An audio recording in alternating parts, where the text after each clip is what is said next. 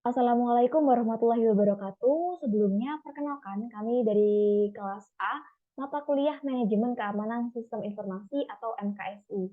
Nah, di sini kami akan memaparkan terkait dengan hasil kinerja dari kelompok kami, yakni berjudul Analisis Potensi Celah Keamanan pada Aplikasi LinkedIn. Nah, sebelum itu, izinkan kami untuk memperkenalkan diri terlebih dahulu. Saya Eva Oktaviana dengan NIM akhir 1015. Kemudian ada rekan saya Jessica Adelia dengan NIM akhir 1046 dan ada Nabila Anjani dengan NIM akhir 1049. Baik, di sini yang pertama saya akan menjelaskan terkait dengan deskripsi aplikasi. Nah, seperti yang kita ketahui bahwa LinkedIn ini merupakan salah satu platform yang sangat populer, terutama pada lingkungan profesional dan juga bisnis.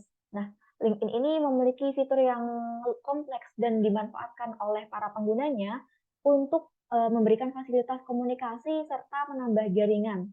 Nah, baik itu dari individu, kalangan pengusaha, ataupun kalangan yang berkecimpung untuk mencari peluang dalam dunia kerja. Nah, dari LinkedIn ini si pengguna bisa memanfaatkan platform untuk mencari pekerjaan, melakukan branding diri, dan juga memperluas jaringan kepada masyarakat yang nantinya juga meningkatkan peluang untuk mencari kerja.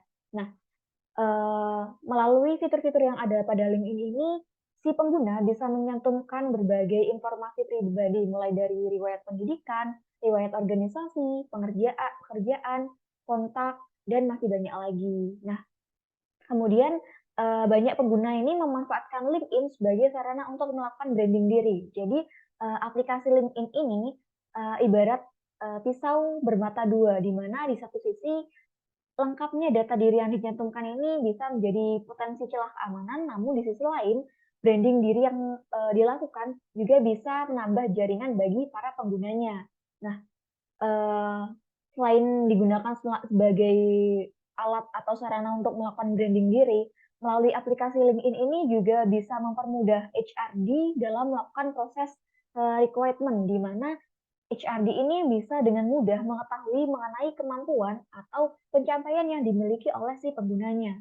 Nah, dengan demikian HRD ini bisa mengetahui riwayat, entah itu pendidikan, prestasinya, dan lain sebagainya.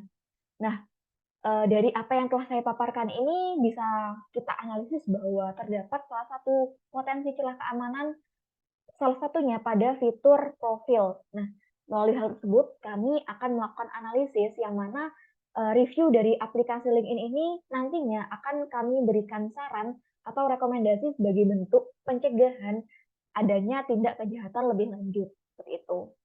Kemudian pada poin B di sini ada deskripsi permasalahan. Nah, ada gambar B1 yang mana ini adalah gambar mengenai fitur-fitur yang ada pada LinkedIn. Mungkin di sini dapat kita lihat secara bersama-sama, ada fitur halaman utama, jaringan saya, pekerjaan, pesan, notifikasi, hingga, profil, seperti itu. Mungkin, akan kita bahas per fitur satu-satu, sehingga nanti kita bisa mengetahui di mana potensi celah keamanan tersebut. Nah, yang pertama di sini ada fitur jaringan saya. Nah, pada fitur, jaringan saya ini merupakan salah satu fitur yang digunakan untuk melakukan connection terhadap, sesama pengguna, seperti itu. Jadi, melalui fitur jaringan saya ini, kita bisa menambah pertemanan, melakukan, koneksi, sehingga nantinya memungkinkan kita untuk, menambah relasi yang juga, memperbesar peluang kita untuk mencari pekerjaan, seperti itu. Kemudian ada fitur pekerjaan, di mana LinkedIn juga dapat dimanfaatkan sebagai sarana untuk mencari pekerjaan. Nah, biasanya untuk perusahaan-perusahaan ini juga, membuka open requirement melalui LinkedIn, sehingga dari para pengguna bisa melakukan apply pekerjaan di sana, gitu. Kemudian ada fitur pesan, yang mana pesan ini merupakan sarana yang dapat dimanfaatkan untuk berkomunikasi sesama pengguna dari aplikasi LinkedIn. Nah, melalui hal tersebutlah kita bisa berkomunikasi dan memanfaatkan aplikasi LinkedIn dengan lebih tepat, seperti itu. Kemudian, ada fitur yang memiliki urgensi sangat tinggi, yaitu fitur profil, di mana di fitur profil ini pengguna menyimpan data mengenai data pribadi. Nah, Itu mulai dari riwayat pendidikannya, keahlian, gelar kehormatan, organisasi, minat, dan juga masih banyak lagi.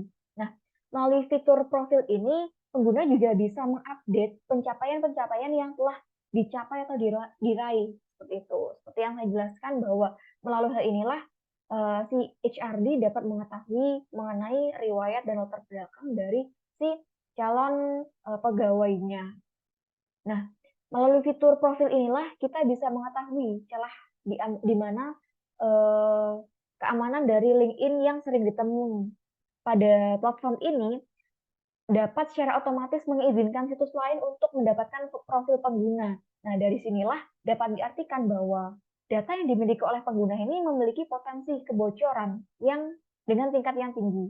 Atau juga disebut bahwa plugin LinkedIn autofill. Nah, dengan autofill ini, pihak yang tidak bertanggung jawab dapat melakukan tindak kejahatan dengan mengambil informasi dari pengguna LinkedIn yang nantinya itu bisa menjadi bahan untuk melakukan tindak kejahatan. Nah, dari sinilah jika tidak diatasi lebih lanjut, maka dapat menimbulkan adanya potensi kejahatan yang lebih serius jika tidak segera diatasi. Nah, kemudian ada poin C, selanjutnya akan dijelaskan oleh rekan saya. Terima kasih.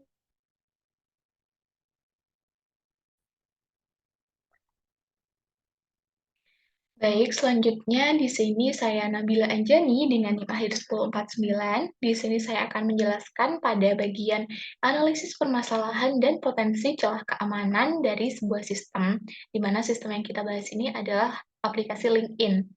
Jadi sebelum masuk ke aplikasi LinkedIn, sistem LinkedIn sendiri, kita akan menganalisis permasalahan yang mungkin dapat menjadi celah untuk penyerang ini memasuki sistem kita. Jadi pada analisis keamanan sebuah sistem ini tentunya terdapat berbagai faktor yang dilibatkan, salah satunya seperti integritas, kerahasiaan, dan ketersediaan dari data yang ada pada sebuah sistem.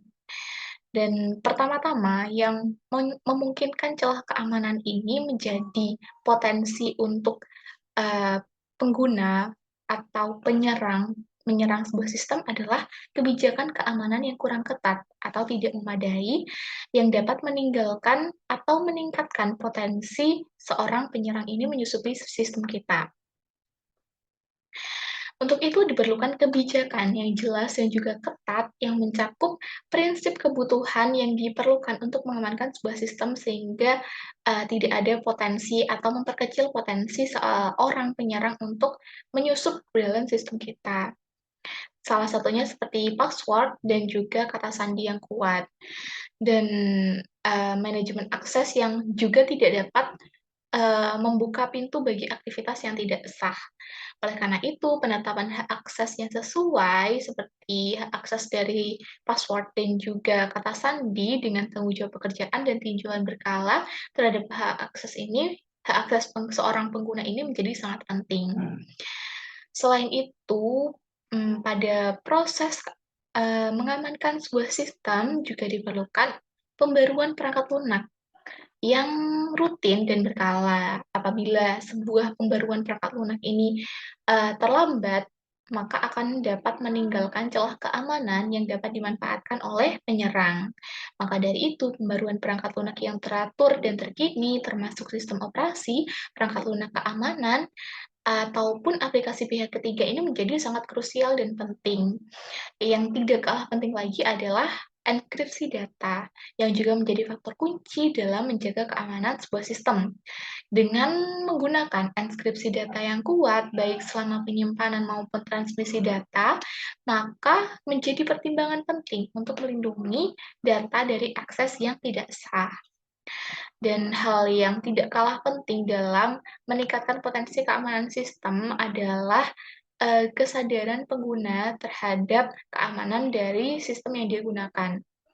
Jadi perlu adanya pelatihan rutin untuk pengguna seperti penggunaan kata sandi yang kuat atau menggunakan password yang kuat juga. Karena seperti yang kita tahu, kebanyakan potensi celah keamanan sebuah sistem ini meningkat karena apa? Karena human error. Di mana human error sendiri ini merupakan kesalahan dari pengguna yang dia sendiri sebenarnya yang membuat potensi potensi penyerang ini menjadi lebih tinggi untuk menyerang sistem yang dia gunakan. Dalam kasus ini, kita akan membahas terkait potensi celah keamanan pada aplikasi LinkedIn. Jadi, seperti yang kita tahu, walaupun LinkedIn ini sudah dirancang dengan keamanan yang tinggi, tetapi tetap saja ada beberapa potensi celah keamanan yang juga harus tetap diperhatikan. Seperti yang pertama adalah pencurian data pengguna. Jadi, celah keamanan yang pertama adalah potensi pencurian data pengguna dari aplikasi LinkedIn. Karena sama seperti aplikasi lain, LinkedIn ini juga mengumpulkan informasi pengguna, apalagi seperti yang kita tahu, fungsi dari LinkedIn ini adalah untuk mencari pekerjaan atau untuk mendaftar riwayat dan jejak capaian seorang pengguna untuk mencari pekerjaan, baik itu riwayat prestasi ataupun pekerjaan yang dia lakukan saat ini ataupun di masa lampau. Maka dari itu, jika data ini jatuh ke tangan yang salah, tentu saja dapat mengakibatkan pencurian identitas atau penyalahgunaan informasi pribadi, sekaligus masalah privasi yang jika disalahgunakan tentunya hal ini akan menimbulkan hal yang buruk bagi sang pengguna. Yang kedua adalah konten yang dipalsukan.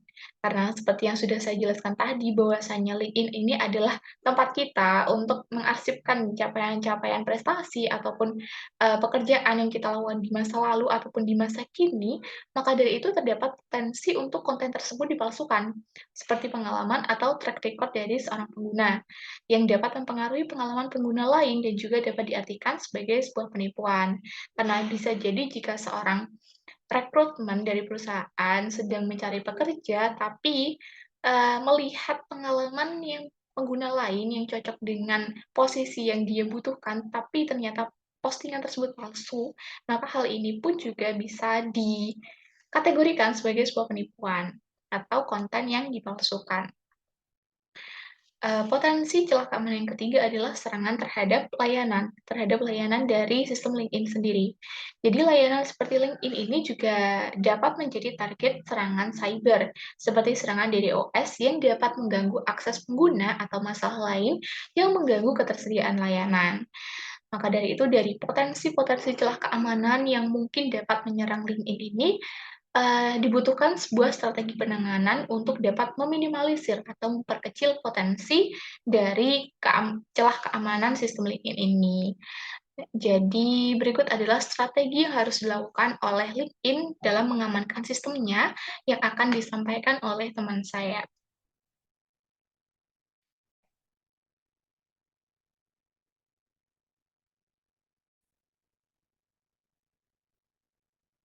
Baik, selanjutnya saya Jessica Adelia Saputri dengan NIM akhir 1046. Saya akan menjelaskan tentang strategi penanganan.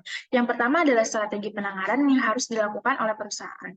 Yang pertama adalah enkripsi data pengguna, di mana perusahaan harus memastikan bahwa data pengguna itu dienkripsi menggunakan metode enkripsi yang kuat. Nah, selain itu juga perusahaan harus melakukan audit keamanan secara berkala untuk memverifikasi integritas sistem enkripsi dan mengidentifikasi potensi kerentanan yang perlu diperbaiki untuk selanjutnya. Yang kedua adalah kontrol akses yang kuat, di mana ini digunakan untuk membatasi akses data ke pengguna.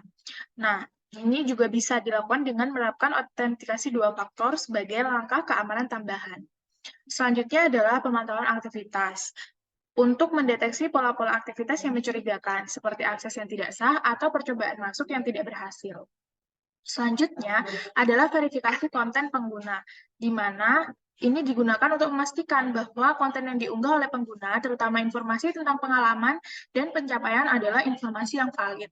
Selanjutnya adalah pendidikan keamanan pengguna, di mana kita perlu mensosialisasikan prinsip-prinsip keamanan digital kepada pengguna melalui panduan keamanan dan juga sumber daya pendidikan. Selanjutnya adalah deteksi dini serangan terhadap layanan, di mana ini digunakan untuk mengidentifikasi serangan DDoS atau upaya peretasan lainnya yang dapat mengganggu ketersediaan layanan.